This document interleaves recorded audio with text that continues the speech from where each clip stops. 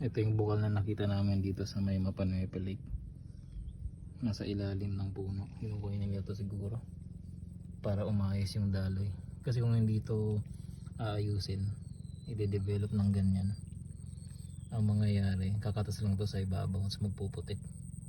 At least ngayong hinukay ng mga tao dito na nag-aalaga dito sa Mapanuepe Lake, umaagos na siya ng maayos. Ayan,